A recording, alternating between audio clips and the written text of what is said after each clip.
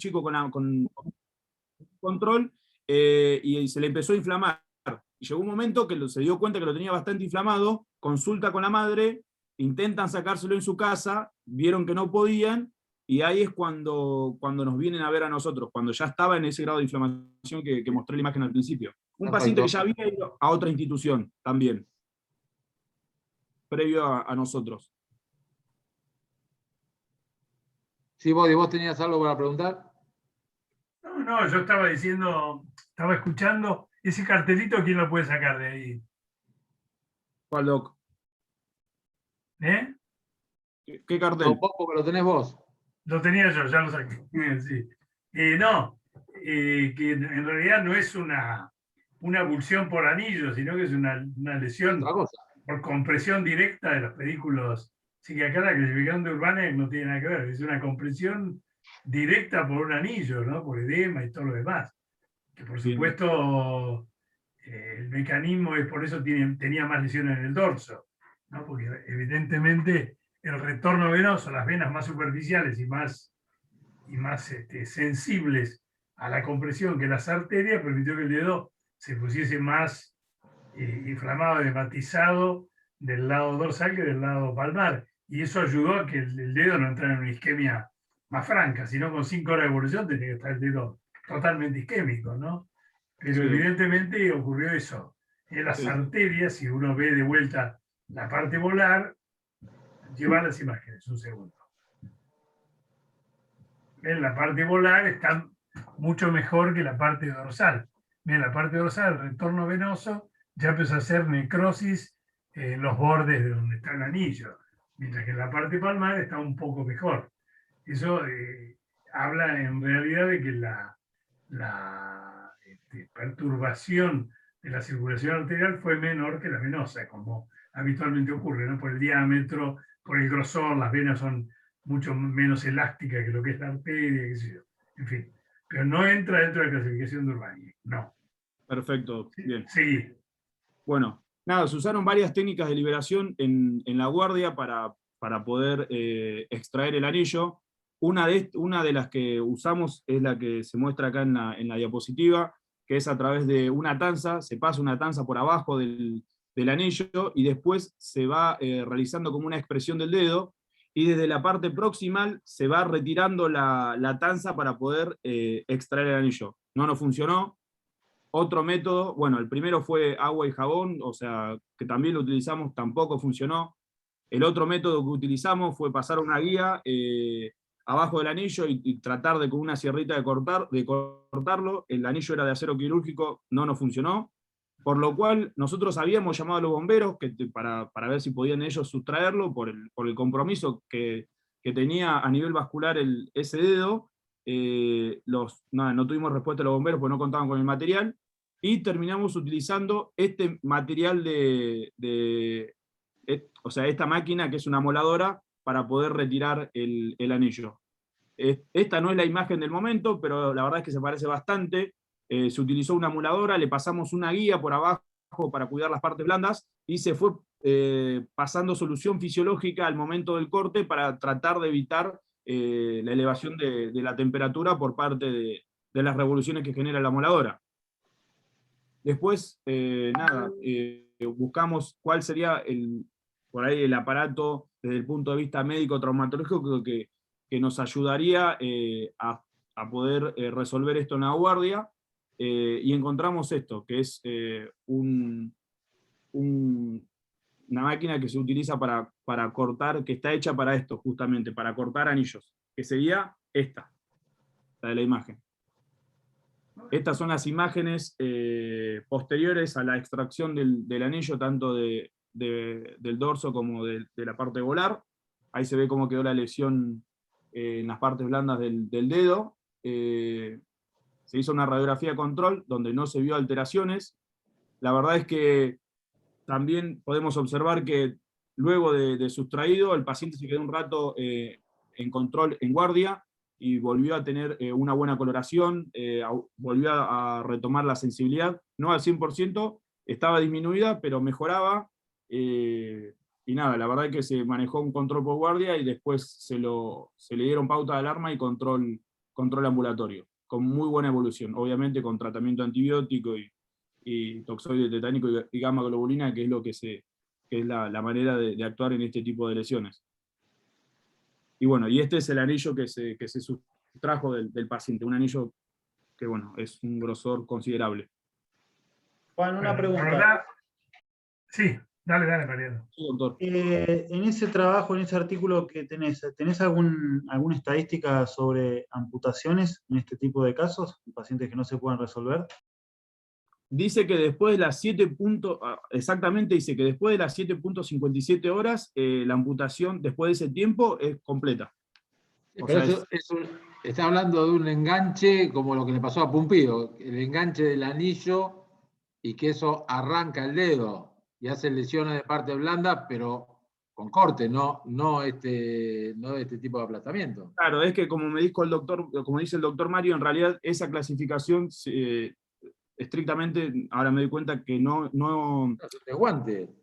Sí, ¿Qué? es la Es la clasificación, clasificación de guante. claro, No es la es- clasificación típica del dedo por desguante, del dedo anillo, ¿no? La clasificación de Urbania utilizada internacionalmente, pero la verdad que en esto no, esto es una No. compresión directa. Yo por eso, en realidad yo le dije a los chicos que lo trajeran, porque es muy interesante, ¿viste? Es una urgencia, la verdad, una urgencia de que nuestra especialidad de esto lo vemos, no vemos muy frecuentemente, ¿no? La verdad. Y por otro lado, señalar la potencialidad que tiene el acero quirúrgico de generar estas compresiones, ¿viste? Y la dureza, que es muchísimo más duro que los anillos comunes, las alianzas de oro, ¿viste? Es muchísimo más rígido. Y bueno, y nada, la solución con una moladora, y bueno, que hubo que llamar, en realidad se llamó a creo que un cerrajero, ¿no? Que vino con la. Herrero, doctor, sí. Antes que se lo vino con la mandábamos a moladora. Gozo enfrente.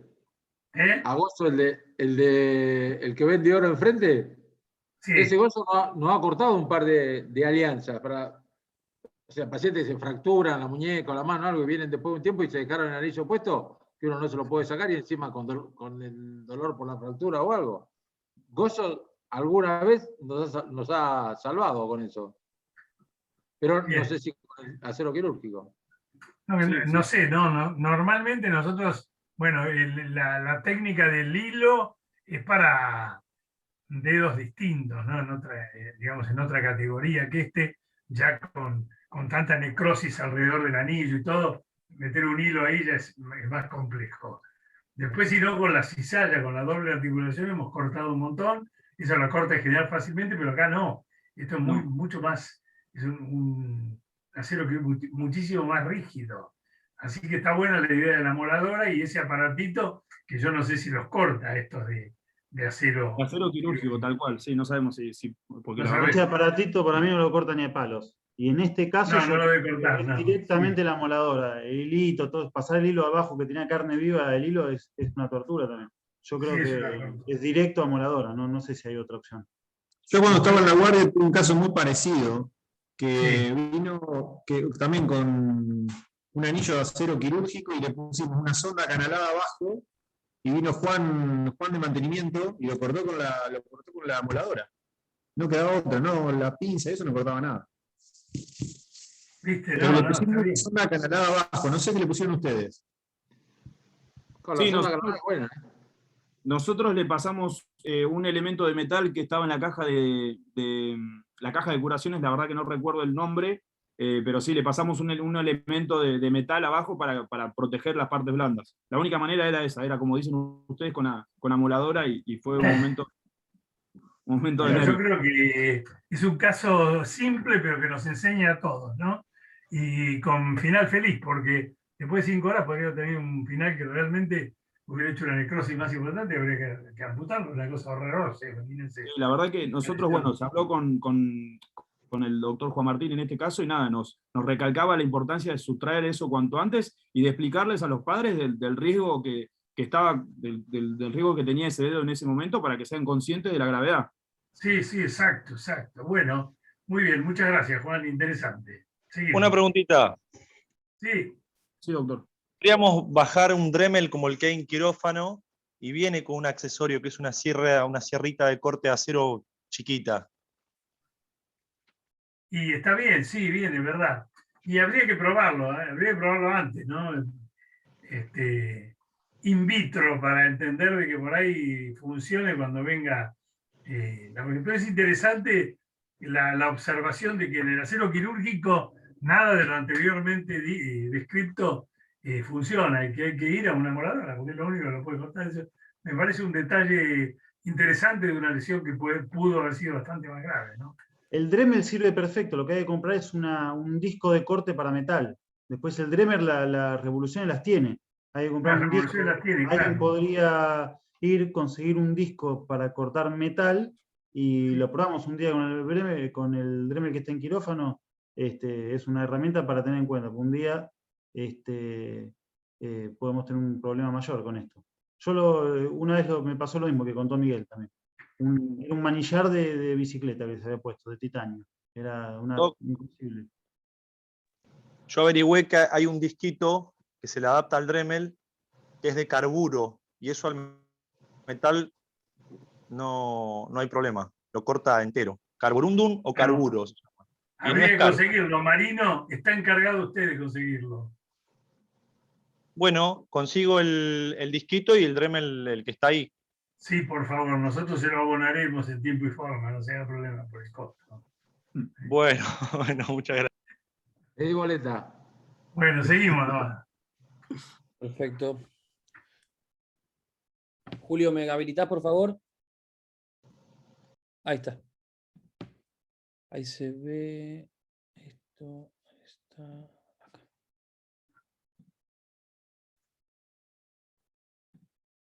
Perfecto. ¿Se ve bien la pantalla?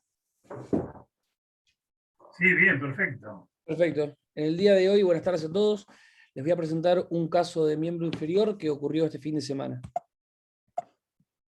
Es un paciente masculino de 42 años, sin antecedentes de relevancia, que consulta por ART de ART Provincia. Es una derivación de Mar de Ajó por un accidente en la vía pública, moto-auto, con diagnóstico de fractura expuesta de tobillo derecho Gustilo 2. O sea, sin ninguna otra alteración, el paciente es aceptado con este diagnóstico. En el examen físico ingresa con un yeso cerrado, bota corta de miembro inferior derecho, presenta heridas suturadas en la cara medial del pie, cara lateral del tobillo y cara lateral del muslo, toda la lateralidad derecha del miembro inferior. Neurovascular distal conservado, un resto del examen físico sin particularidades, con la característica, con una radiografía sin lesiones óseas y un hematoma circunferencial del brazo derecho, que al día siguiente se fue controlando, pero sin alteraciones. Las imágenes del ingreso, el paciente presenta esta lesión, ni bien se retira, o sea, ni bien llega con el yeso, se decide abrir para evaluar partes blandas, se observan estas suturas. Le habían realizado una toilette mecánico-quirúrgica porque el accidente había sido sobre una superficie con pasto, con materiales, y aclaran en el parte de la toilette que le retiraron clavo, pasto, y eso es importante. Estas son las heridas que presentan en la cara lateral. Se le decide hacer las radiografías. Esta es una imagen de frente de la radiografía donde se ve el trazo fracturario sobre la tibia con componentes en el malleolo medial y un componente en el peroné, digamos, que ya correspondería a un trazo de la sindesmosis, por supuesto, seguramente involucrada. En el perfil vemos un desplazamiento, vemos que, sigan el cursor por favor, se podría empezar a hablar también de un posible trazo intraarticular. Se decide hacer una reducción tratando de acomodar un poco la fractura, pero por la inestabilidad que presenta y por la falta de reducción, se decide inmediatamente consultar con los especialistas de miembro inferior para hacer la colocación de un tutor externo. Se procede con el tratamiento ya en quirófano. Estas son las imágenes intraoperatorias. Acá vemos lo que es un tutor externo con los tres marcos adheridos. Vemos la herida ya expuesta. Con esto ya se encuentra estable. Una vez que se terminó de hacer la la colocación del tutor, se decide ahora sí de hacer una tomografía, donde vamos a ver las primeras secuencias de imágenes de un corte coronal, donde se observa de mejor manera el trazo con minuto, un corte axial, con la secuencia en la última, en la tercera imagen del corte axial, que ya se ve una imagen intraarticular del malleolo posterior, digamos, y una imagen sagital, donde también se vuelve a corroborar una línea de fractura sobre el malleolo posterior, que pareciera que en esta imagen no compromete la articulación, pero en el axial sí. Se hace una radiografía post-reducción con el tutor ya colocado, se hacen en 2 tiempos porque no entraban en el chasis, se observa la reducción de la fractura, estas ya son del tobillo, y ahora sí, con la fractura ya estable, se procede a hacer una secuencia tomográfica con reconstrucción 3D, donde la imagen de la izquierda es una imagen anterior, la del medio es una imagen lateral, y la de la derecha es una imagen desde posterior. Las nuevas imágenes, de izquierda a derecha, una imagen posteromedial y una imagen medial.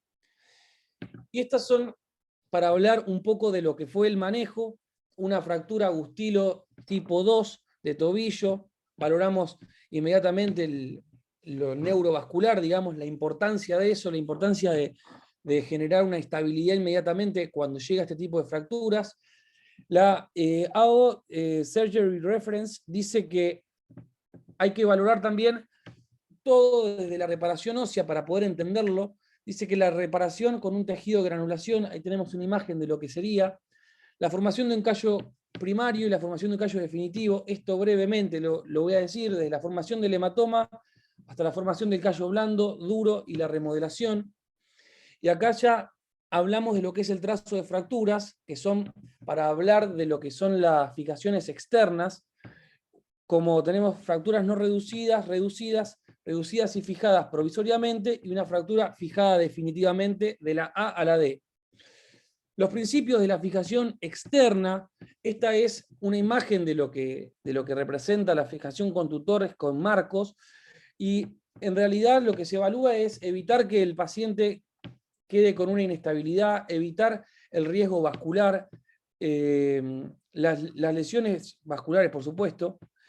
Habla de lesiones de zonas seguras. El paciente en decúbito supino, se habla de cómo ingresar para hacer la colocación de las clavijas. Primero se hace una inserción de un pin de Steinman en el calcáneo. Les voy a pedir que miren la imagen digamos, la imagen figurativa de lo que es de perfil un pie, y hay que proteger cuando uno coloca estos clavos el paquete vasculonervioso del tibial posterior, neurovascular, las zonas seguras para la inserción de tornillos en la tibia. Acá tenemos cómo es que deben ser colocados. Si se ponen, tienen que ser en forma perpendicular. Dice que hay que tener mucho cuidado con pasar la clavija cruzando la corteza posterior por el riesgo de atravesar el tibial posterior o hacer un daño neurovascular posterior. El atornille de la inserción en la base del cuarto, si bien es cierto que nosotros lo hicimos con el primer metatarsiano, la AO lo describe y lo explica con el cuarto metatarsiano. Estas son imágenes, y también la inserción de las clavijas, dice que la posición en la que debe ser colocado es desde la anteromedial, que proporciona un grosor adecuado, digamos, para la colocación del clavo. Se recomienda un ángulo de 20-60 grados para el fragmento proximal y un 30-90 grados para el fragmento distal. También recalca la importancia de que no moleste el marco del tutor con la otra pierna. Hay alternativas también para ponerlos, que dice que la broca se inicia justo a medial de la cresta anterior, y a medida que va pasando puede ir colocándose hacia el plano deseado, como se muestra en la figura A y B.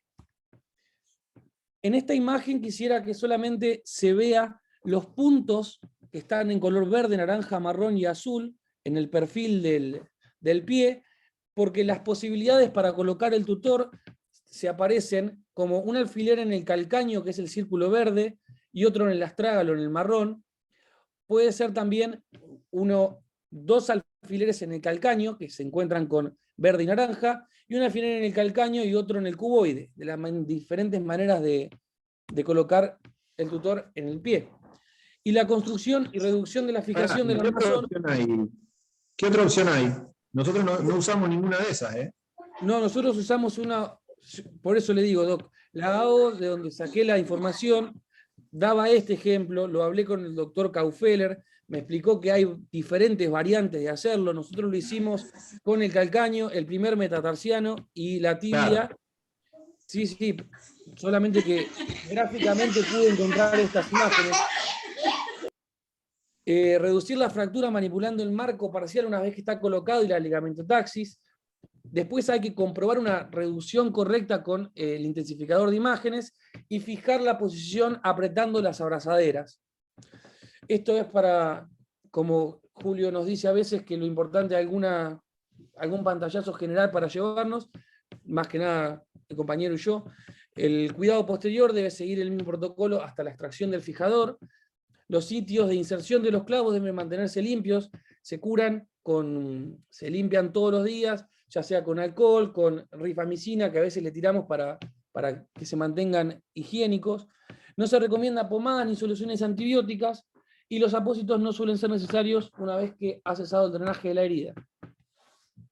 Ahora quedaría resolverlo más adelante con un tratamiento, creo yo, quirúrgico definitivo, pero lo voy a continuar si se puede para la próxima, cuando lo tengamos. ¿Por qué te parece que le pusimos un tutor y no hicimos otra cosa, Silverio? Me parece, Doc, que porque las heridas que presentaba el paciente podría llegar a tener riesgo de una inestabilidad muy importante de la articulación del tibio astragalina y del tobillo en general, el riesgo que puede haber tenido de neurovascular importante para fijarlo, y creo que esas fueron las indicaciones más precisas para poner la colocación del tutor. Claro, la inestabilidad que presentaba era muy importante, la lesión era muy importante, entonces lo que hacemos al colocar un tutor es lo que se llama el control del daño, hasta la cirugía. Control del daño, perfecto, perfecto. No solamente actúa la ligamentotaxis, sino la alineación y el control de las partes blandas. Bien, bien, bien. Y también se puso en contacto con un neurovascular, quien después de evaluar al paciente decide pedir un ecodoppler, pero sin urgencia porque no considera que tenga compromiso vascular el paciente. Así que bueno, por ese lado... ¿Cómo había sido el accidente? Un accidente de moto-auto, Doc. Un accidente de moto-auto. Bien. Bueno, muy bien. Después cuando tengan la solución definitiva nos lo muestran todo el caso. Perfecto, doctor, por supuesto. Seguimos, chicos.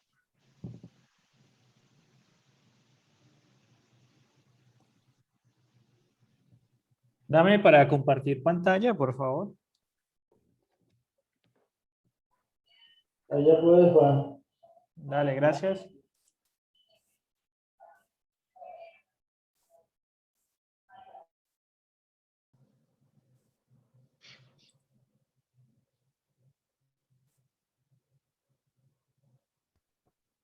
Bueno, muy bien. Mi caso se trata de un paciente masculino de 66 años, un paciente de obra social. Importante, tenía una historia de varios años de evolución de la enfermedad, una inflexión progresiva, una retracción del cuarto y quinta metacarpofalángica bilateral con un progreso en la izquierda mucho más significativo en los últimos 5 meses antes de la consulta, con un antecedente pues, de una historia familiar de una contractura de Dupuytren. Tanto el padre como el abuelo en su momento habían tenido la enfermedad o tuvieron la enfermedad. Importante saber que el paciente era diabético y un antecedente de tabaquismo. Al examen físico, una evidente deformidad en flexión de la cuarta y quinta metacarpofalángica bilateral, más pronunciada en la izquierda, con una palpación de un cordón de consistencia fibrosa en la cara volar sobre el cuarto y quinto metacarpianos. Estas son radiografías que tenemos del paciente, donde se nota, pues, digamos, la extrema deformidad en flexión que presentaban los cuarto y quinto dedos.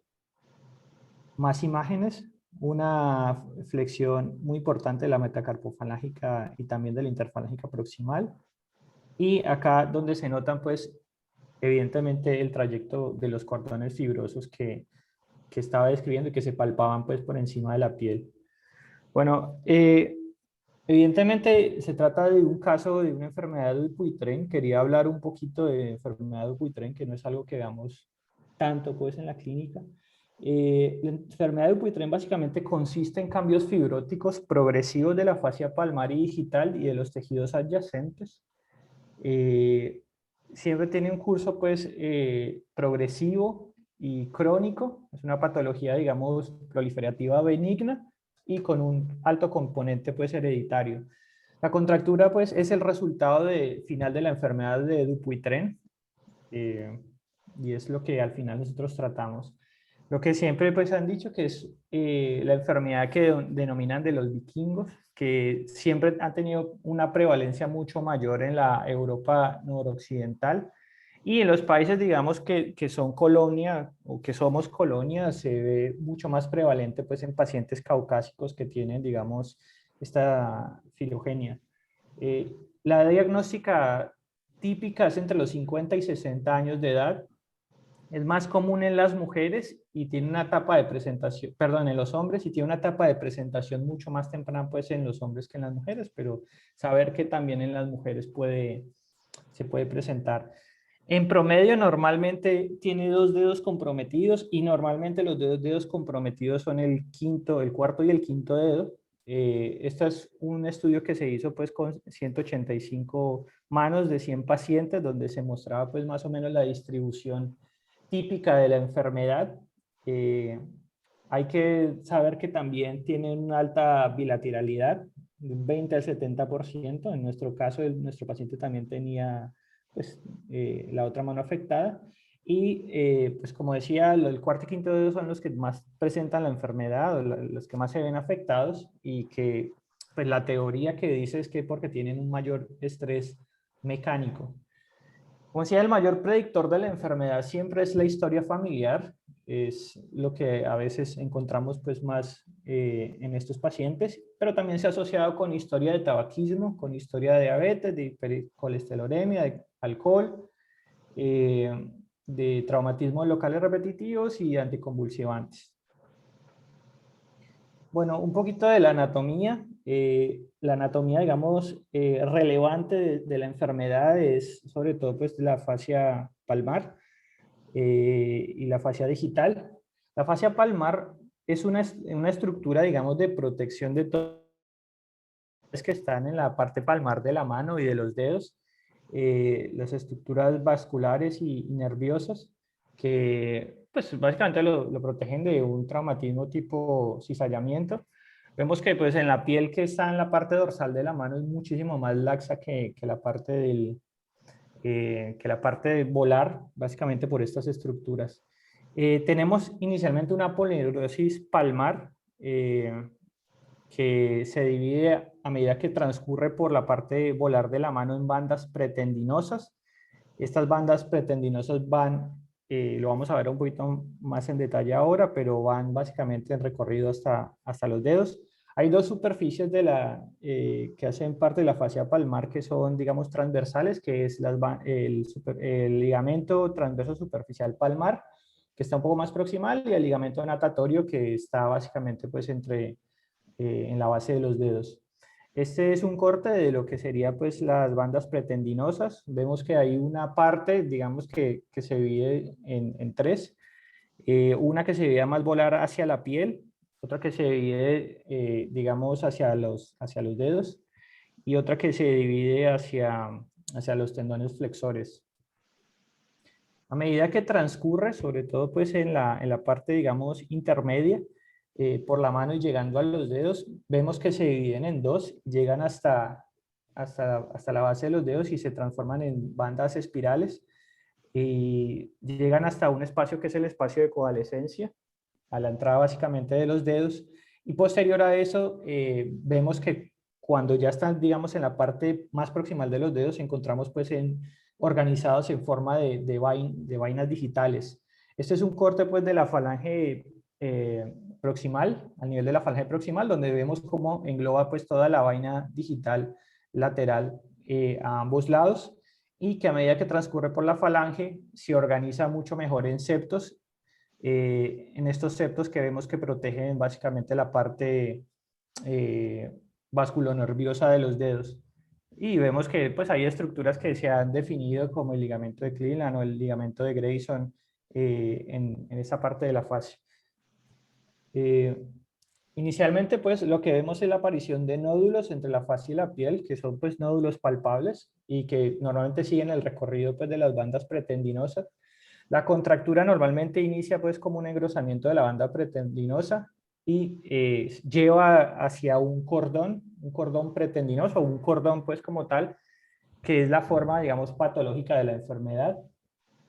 El ligamento natatorio se puede engrosar y producir flexión de los dedos, y la enfermedad pues básicamente infiltra la fascia palmar, las bandas pretendinosas, las bandas espirales y la banda digital lateral. Al costado vemos pues básicamente estos cordones de los que hablamos, de todos digamos los tipos que podemos encontrar.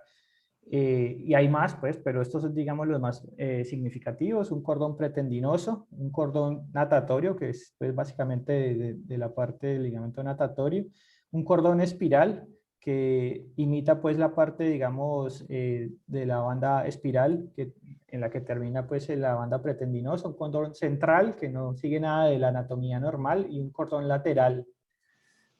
Esto es básicamente el del lado izquierdo es la anatomía normal, como vemos que normalmente está constituido este sistema pues, facial, y esto es, digamos, lo patológico. Vemos que dentro de las que describí, de los cordones que describí, hay un cordón pues, que es el cordón espiral, que anatómicamente es muy importante porque a veces lo que se puede encontrar es que rodea y altera la anatomía del paquete vasculonervioso.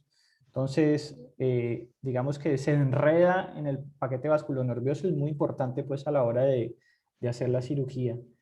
Vemos que según, digamos, la ubicación de las bandas de los cordones, se van a producir diferentes tipos de contractura en algunos pacientes. Tubiana las clasificó según estadios de la enfermedad. Teniendo un estadio 0, es un paciente que como tal no tiene ninguna contractura, pero sí se pueden palpar las bandas y se pueden palpar nódulos en el paciente. Después de eso tenemos un estadio 1, el estadio 1 hasta el 4 va de 45 a 45 grados, entonces el estadio 1 es básicamente de 1 a 45 grados, como vemos en esta imagen de acá. Después tenemos el estadio número 2 que va de 45 a 90 grados. ¿Qué significa la D? Eso depende de, digamos, de qué tanto es el aporte del dedo en cuanto a la contractura. La contractura básicamente mide, suma la contractura de la metacarpofalángica con la contractura de la interfalángica proximal. Si es mayor la contractura de la interfalángica proximal, entonces le da un valor de D, pues. Siguiendo el 3 sería de 90 a 135 con la misma, digamos, disposición, si es más de los dedos o más de la metacarpofalángica, y finalmente un estadio 4 que es de mayor de 135 grados. Entonces el paciente de nosotros en general tiene una enfermedad de Dupuytren en el cuarto y quinto dedo de la mano izquierda. Se hizo un abordaje de Brunner ampliado del cuarto y quinto dedo de la mano izquierda. Se hizo la disección básicamente de los cordones longitudinales transversos y el ligamento natatorio, y en el cuarto dedo una liberación de los ligamentos de retén de la interfalángica proximal. Estas son fotos intraoperatorias donde se ve básicamente lo que es el cordón. Esto que estoy señalando acá es el cordón pues, de la banda pretendinosa, que es completamente patológico, no es una estructura, digamos, normal que nosotros estemos buscando. Este es, digamos, mostrando la banda o el cordón, y esto es después de lo que se hizo, pues la resección completa de la banda. Lo mismo se hizo pues en la liberación del cuarto dedo, y esto es pues la sutura al final de la cirugía, que se dejaron con algunos drenajes. Se utilizó pues una férula de 3 puntos y empezó a rehabilitar muy rápidamente. La recuperación del paciente, afortunadamente, pues, fue excelente. Esta es, digamos, un video que se hizo eh, mostrando la funcionalidad y el rango de movilidad básicamente completo del paciente. Bien, ese era el caso que tenía para hoy.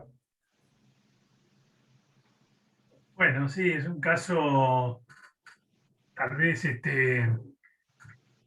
ya lo habíamos presentado, lo habíamos visto No, la tenía de en miembro superior. superior. Ujú. ¿Eh? ¿Lo habíamos visto en miembro No, en superior? superior, Doc, en superior. Ah, bueno. Sí, es un caso para mostrar un poco nada más enfermedad de Dupuytren, ¿no? Y una enfermedad de Dupuytren severa con un resultado bueno.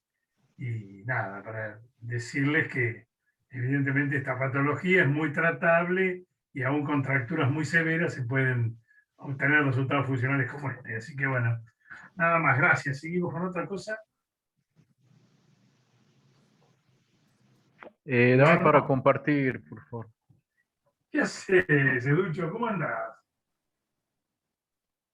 Bien, estaba justo en la anterior generación. Bueno, pues, dale. ¿Listo, Julio? Sí.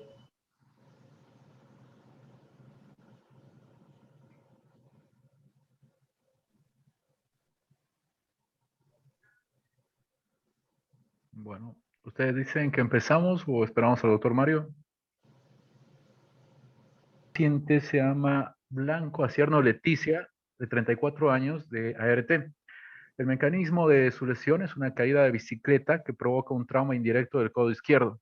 Ella dice que alcanza a poner la mano, pero posteriormente tiene un dolor intenso en el codo, una deformidad por edema y los movimientos del codo están abolidos por el dolor, pero neurovascular distal se encontraba conservado, tenía la sensibilidad y la parte motora. Estas son las radiografías frente y perfil del codo. Acá les voy a mostrar un acercamiento. En el frente no se puede ver con claridad, pero sí en el perfil. En el perfil, en este sector, pueden ver un claro trazo de fractura desplazado de dirección transversa del olecranon. Y esta es la parte oblicua que muestra indemnidad de la cúpula radial.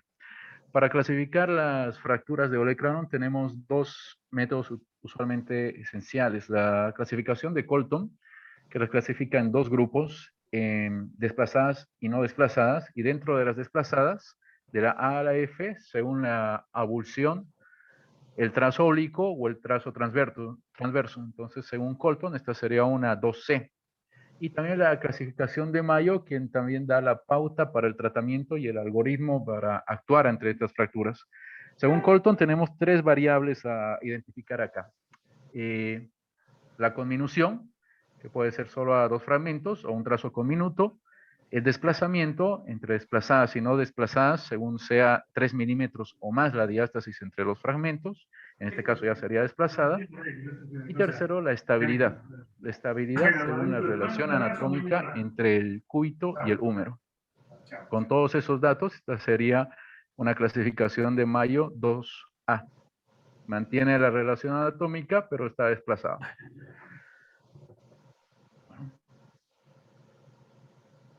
Bueno, las opciones de tratamiento.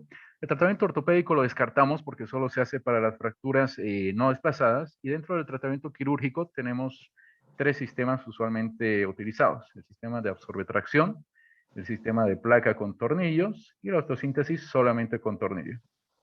Para este paciente se utilizó el sistema de absorbetracción, que aquí rápidamente les muestro de lo que trata el sistema. La avulsión, mejor dicho, el desplazamiento que tiene la parte proximal del olecranon, es generado por la tracción de la inserción del músculo del tríceps.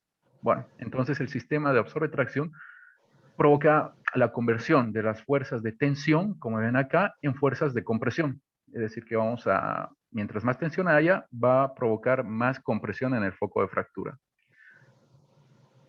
Acá brevemente les explico la técnica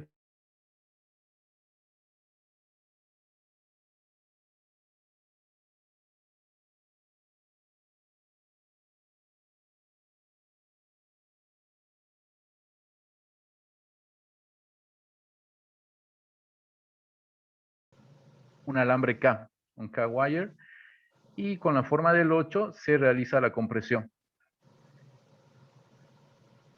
En este caso, estos son los rayos X intraoperatorios y como ven, mejoran el perfil. El trazo de fractura se redujo muy favorablemente y las clavijas no tienen ninguna alteración a nivel de articulación entre el cúbito y el húmero. Estos son los rayos X posoperatorios en el control del paciente. Ese es el tema que tengo para hoy día. Ese es el caso para hoy. ¿Cómo es el postoperatorio, Alberto, de esto? ¿Qué? ¿Cómo es el postoperatorio? Bien, el tratamiento postoperatorio, luego de, bueno, inicialmente se va con una valva braquipalmar que lo utiliza a las 2 semanas. A las 2 semanas se quitan los puntos, previas curaciones semanalmente y bueno, inicia terapia ocupacional, solo realizando flexo-extensión de manera inicial. Sí, se tiene que empezar a mover rápido porque justamente el movimiento es lo que ajusta la fractura por este tipo de sistema. Sí. Claro. Sí, muy parecido con la fractura de rótula, la transversal. Claro. Sí, en este caso tomó la cortical anterior del cúbito. No es tan fácil porque ahí está un poquito, para mí un poquito anterior, pero si no se toma la cortical es lo mismo. Antes decía sí o sí había que tomar la cortical. No es tan importante tomar la cortical, a veces se va a alguna endomedular y no hay problema. Lo importante es que haya una buena compresión en el momento que se hace la reducción y se colocan los alambres. En el sistema AO, si se fijan, que es diferente a lo que hacemos nosotros, ellos hacen el ajuste de los dos lados del 8. Nosotros lo hacemos de uno solo. No es, como ven ahí toman de los dos lados. Esto comprime mejor, pero con un solo lado también es suficiente, así que no, eso, lo hace como estamos acostumbrados. ¿Sí?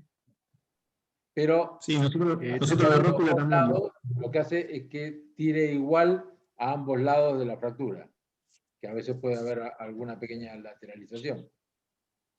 Pero, sí, nosotros la rótula también lo dejamos con un solo nudo, porque a veces jode bastante ese nudo. sí. Y lo importante con esto, cuando hay alguna conminución, es que no es tan importante la conminución o la falta de congruencia articular a nivel del centro de la cavidad sigmoidea mayor, sino lo importante son dos cosas: la distancia entre el pico del olecranon y el pico de la coronoides, y el ángulo entre el eje de la diáfisis y una línea que tome el pico de la coronoides y el pico del olecranon. O sea, que eso tiene que tener una posición. No importa que en el medio esté conminuto o no haya una superficie articular completa, sino lo importante y lo que limita tanto el movimiento como el resultado posterior de todo esto es que no esté cerrado la distancia entre la punta del olecranon y la punta de la coronoide, y que no esté ni abierto y que la C no esté ni muy abierta ni muy cerrada en comparación con el eje de la diáfisis. A veces uno tiene que pensar que en el centro, en la unión entre el olecranon y la coronoide, no es una zona que tenga cartílago articular. Es una zona más o menos de 1 centímetro, 1,5 centímetros, que no tiene cartílago articular. Por lo tanto, una vez se busca la reducción anatómica en la radiografía de un fragmento conminuto para que haya una continuidad de la línea articular, y lo que está haciendo es cerrar esa cavidad sigmoidea mayor. Entonces uno tiene que tener mucho cuidado con eso y pensar que es una zona no articular y que no es necesario el cierre anatómico de esa zona articular, porque va a redundar en un peor resultado. Nada, como para tener en cuenta en estas cosas. Y en esa fractura que es oblicua, también le podría haber ido una placa. En una transversa como la del dibujito acá de la AO, no es necesario, pero en esa que es un poco más distal y ya pasa, en la fractura ya pasando la unión del olecranon y la coronoides prácticamente, y con ese trazo oblicuo, a veces una placa también le puede ir si tiene alguna conminución o un rango de inestabilidad más importante. Eso. Podemos seguir nomás, quedó muy bien. Bien.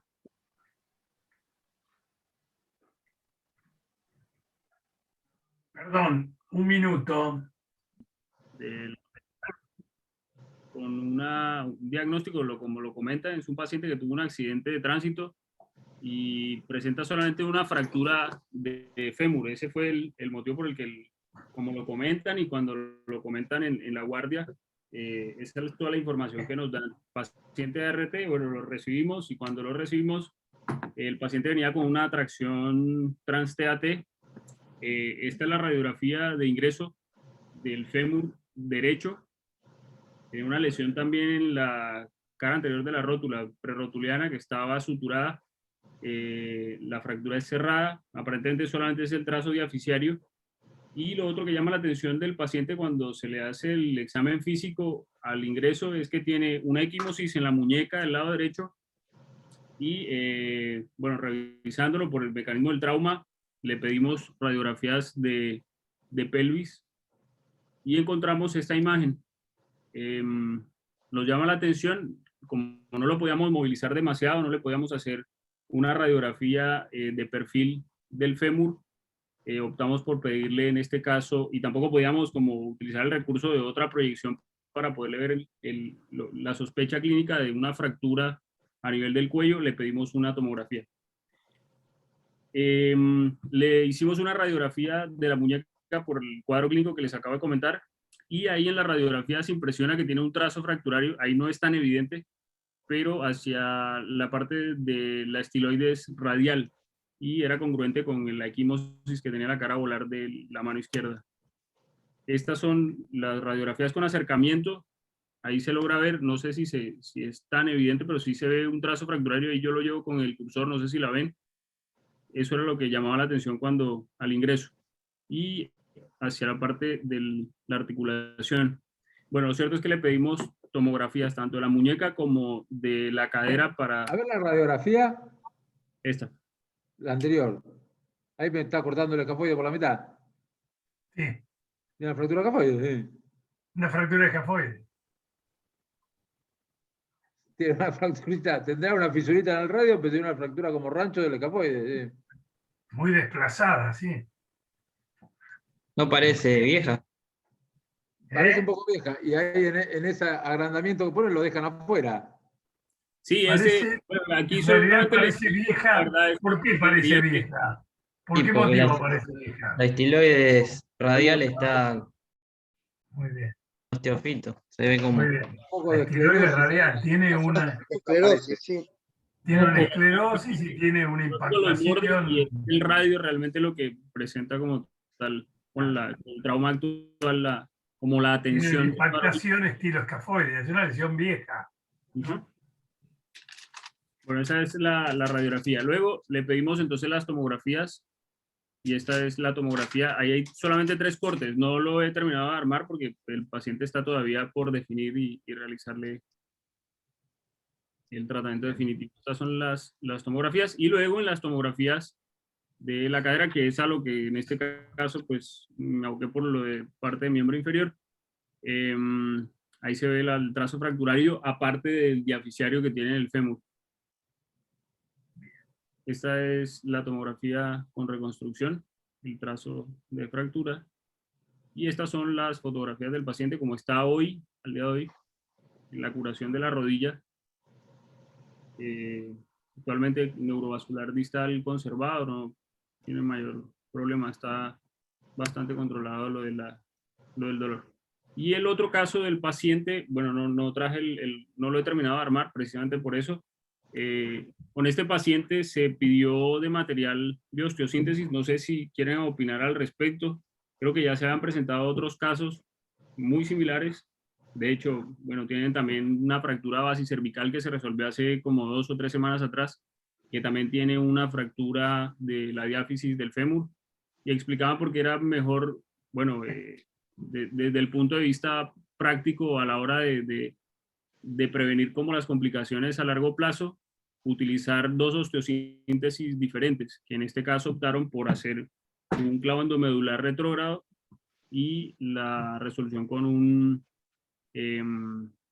Encéfalomedular corto. No, no, al final no se va a hacer con DHS. un DHS. DHS. Un DHS corto y un retrógrado de fémur. Ese es el paciente. Y el otro paciente, que era el que ya había comentado el doctor Silverio, bueno, ahí tenía ya como la fractura que había presentado. Ese Sí. ya está, ese ya está. Y bueno, y el Ampliación y- anterior, el que estamos viendo recién, Jorge, pone el que estamos viendo recién. Sí, doc. Jorge, es muy importante en el del fémur. Fíjense que ya es el cuarto o quinto paciente que tenemos con una fractura bifocal de fémur. Es muy importante cuando uno ve una fractura diafisaria, ver todo el fémur, porque a veces en el apuro, en el dolor del paciente y todo, se le hacen las placas, se corta la cadera, no se ve bien, porque quien esté en rayos, y a veces nos podemos comer una fractura de cuello. No es tan rara esta asociación. Que Muy bien, siempre muy bien, que está se muy vea bueno. todo el fémur que se vea cuando hay una fractura diafisaria. Y en este caso no se hizo, o sea, no alcanza a completar el fémur, porque es un paciente grande y creo que el chasis no alcanza a dar incluso en diagonal. Entonces lo que hicimos fue fraccionarlo. Se veía la fractura, pero claro, existía la sospecha clínica de la lesión del cuello y por eso se le hizo la radiografía de la pelvis, doc, y se hizo por eso también la toma. Bueno, ¿qué piensan hacerle, Miguel? ¿Cuál es la idea de ustedes? La verdad que cuando hemos tenido fracturas bifocales en el fémur, la primera vez usamos un DHS largo para las dos fracturas, o también la otra opción, un PFN largo, pero como hemos visto casos, hemos tenido problemas cuando hay algún problema con una de las fracturas, tenemos que retirar todos los osteosíntesis. Y la verdad que en los congresos han presentado los mismos casos en donde usan dos osteosíntesis distintas por si hay alguna pseudoartrosis, infección o lo que sea de alguna de las fracturas y no altera la otra. Así Sí, que ya le me pedimos- acuerdo que lo charlamos en un Ateneo porque teníamos un caso similar, Sí, ¿no, Miguel? Confiol. Sí. Le pedimos un clavo retrógrado para la fractura diafisaria y un DHS corto para la fractura cervical. Bueno, bárbaro. Nosotros, Daniel, ¿qué le hacemos en la muñeca? Y Tenemos en que el- ver qué nos compete, porque el radio sí es nuestro. Sí, El radio es de ahora del accidente actual, pero habría que ver exactamente si tiene alguna necesidad quirúrgica o algo, pero la pseudoartrosis que tiene de escafoides, tenemos que primero certificar que es una pseudoartrosis, tenemos que verlo. Y después hablar un poco a ver cómo lo vamos a solucionar. Esa sí, pseudoartrosis... lo que tenemos que solucionarle ahora es lo agudo, que es el radio, ¿no? Tenemos que solucionar el radio. Pero A ver, está feo ponenos la solucionarle el imagen. radio y Por dejarle favor, el otro Jorge, fracturado. ponenos la Está. imagen, a ver qué podemos hacer con los Ya radios. les vuelvo a dar, dame para compartir el doc, porque no. El doc Álvarez. Es este, ¿no?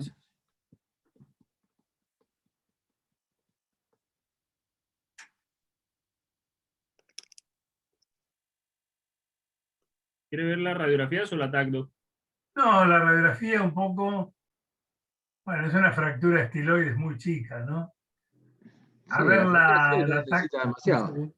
Solamente tengo esos cortes, no la Bueno, fraccioné. Está desplazada, la articulación está bien. Yo no creo sí, que se algo hacer nada, percutáneo, Daniel, algo percutáneo, ¿no? como para hacer algo ahí, nada más, como para no dejarla pasar. No, Pero algo percutáneo y avisar a la RT que tiene una pseudoartrosis de escafoides y bueno, nada. qué problema, ¿no? Dejar eso a medio tratar, Sí, lo que pasa dejándosela a que... propósito. Sí, lo que Porque pasa aparte es que ya esa sabe cómo fractura es. tiene una punta con artrosis también. Claro, por eso, bueno, pero no lo podemos, nosotros no lo podemos pasar. Hay que pedirle a este paciente la indicación exacta, es una resonancia, porque vamos a ver la vascularización del polo proximal, vamos a ver detalles que nos van a hablar de cronicidad. Pero ya se ve que es una muñeca SNAC 1, ¿no?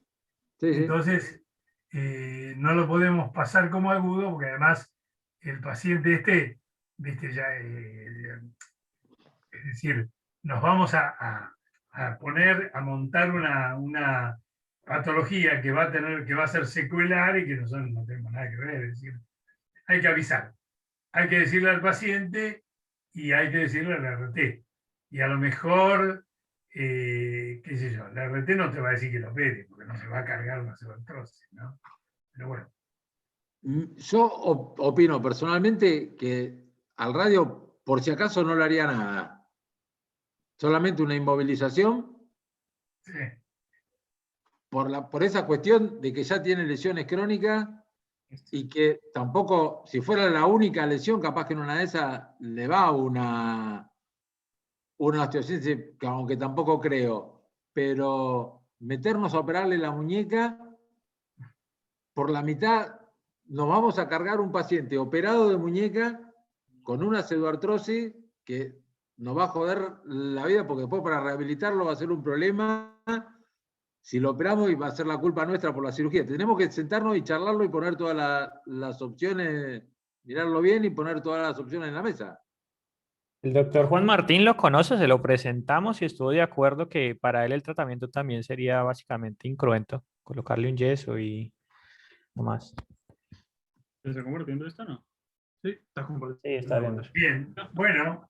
Lo Sí, tenemos yo, que discutir. Mañana, yo estaba no, pensando en algo percutáneo, haciendo la salvedad de que el paciente tiene una lesión preexistente y que uno lo fija para permitir una movilidad activa precoz después de inmovilizarlo. Pero no lo mismo.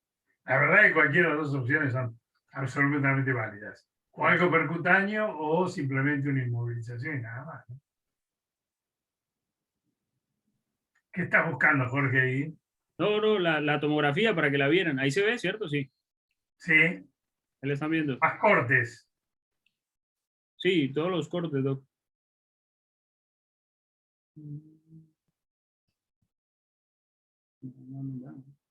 Nosotros quizás lo operemos el miércoles y le sacamos la tracción, porque está internado, y le sacamos la tracción. Quizá después, de manera ambulatoria, es más fácil hacerse una resonancia. Porque Bueno, encima el entonces, resonador... claro, bueno, entonces lo que podemos hacer nosotros, Daniel, un yeso, un braquipalmar y control, y después operado vamos viendo qué va pasando, hablamos con el paciente, hablamos con la RT. Ahora tiene un yeso, no le han puesto una valva, ¿no? Pongan un yeso completo. No, tiene un yeso BP, doc. Tiene yeso, doc. Bien. Bueno, fenómeno. Bueno, acuérdense mañana, chicos, la charla de San Coli y el Ateneo Nuestro Miembro Superior. ¿Eh? Nosotros nos juntamos media horita antes, voy. Sí, 18:30. Con Perfecto. Juan Manuel, vos también, Juan. Sí, señor. Hasta mañana, chicos, que sigan bien, ¿eh? Hasta mañana. Hasta mañana, que anden bien. Hasta luego. Chao.